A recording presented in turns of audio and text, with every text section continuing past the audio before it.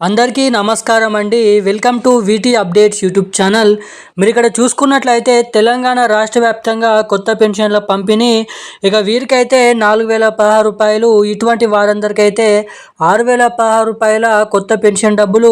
ఇటు తెలంగాణలో ఎవరైతే మహిళలు ఉన్నారో మహాలక్ష్మి పథకం కింద ప్రతి నెల 2,500 రూపాయల డబ్బులు కూడా పంపిణీకి గ్రీన్ సిగ్నల్ ఇచ్చిన సీఎం రేవంత్ రెడ్డి గారు.